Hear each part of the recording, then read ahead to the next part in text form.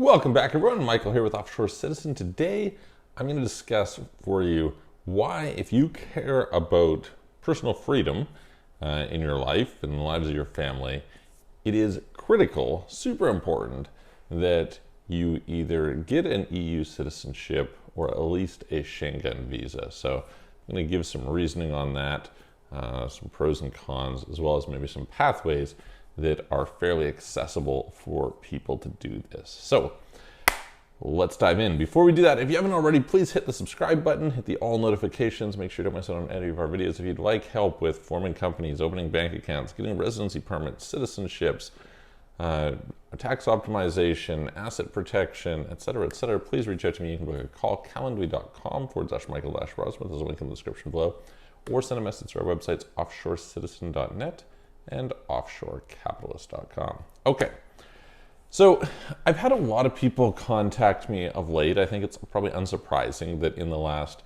year or so in particular, there's been a highlight of people wanting various types of freedoms, right? Now, I've done a video previously how freedom for one person is different than freedom for another person. Some people want the freedom to protest, another person wants, the freedom not to have their finances reported. All right, so all different types of freedoms. This being said, I think that one of the main core issues that I've talked about for people is how the truth is the future is really uncertain, right? We live in a time when lots can change very quickly. If somebody had told you, a year ago, 2 years ago, that the world would be the way it was in 2020, you probably wouldn't have believed them. But yet we saw exactly what happened. So, who knows what else we don't see coming that is on the horizon, just waiting there, right? And of course, it's the things that we don't know that can most mess us up. And so the question then is, how do you deal with uncertainty?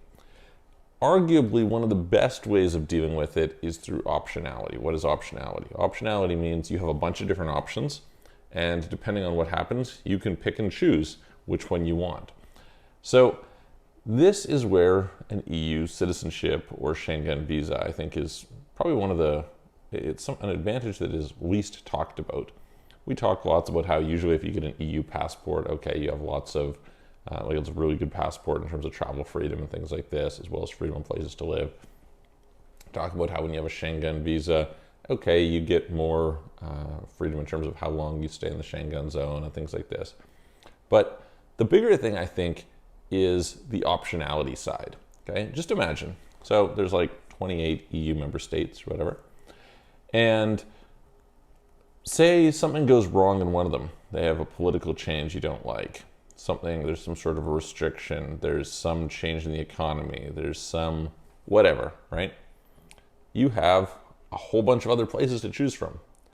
And you can run down the list like this a lot of times, right?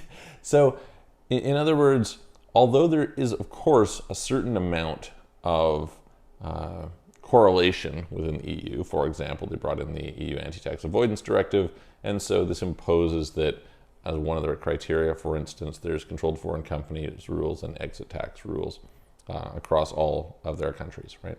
At least at the corporate level. In spite of this, there's still a lot of variation, and it's actually kind of one of the protections. Like if you look at the situation in the US compared to almost every other country, what's been one of the big advantages in the US? They have 50 states, not 51, 50 plus District of Columbia. And so as a result, you're in a situation where if you don't like this state, you at least can go to another. Gives you a much greater degree of freedom than if you're in, say, Australia, where they don't have the same diversity, right? And you can run down most countries haven't had that same diversity. So similarly, from a country's standpoint, and countries have more autonomy than the states in the US do, even if they're part of the European Union, by getting this asset, which is an EU passport, you have a lot of freedom, right? Or a lot of options. And so if you have a problem in one, you have a lot of other places to go. Schengen visa is not quite as good because in theory you can't live in all these places, but in practice it gives you a lot of optionality. So this is in a sense probably it's kind of like a diversified bet, right? You're like buying one thing that gives you options all throughout to many, many other things. And I don't think that should ever be underappreciated. In fact, even it's literally to the point where you get some options outside of the EU because of the Schengen zone, etc. So that's really interesting. Places like Norway, places like Switzerland, etc. So that would be a thought that I think is pretty important. Now, this brings the question of, well, what are the best ways to get that? Of course, we have Maltese citizenship is the maybe quickest way to get citizenship at the moment in the EU. Previously, Hungary, when it was open, hopefully it will reopen, was really good. The Bulgarian citizenship is probably the next quickest, slightly longer than Malta, but for much less cost, right? Then you have options.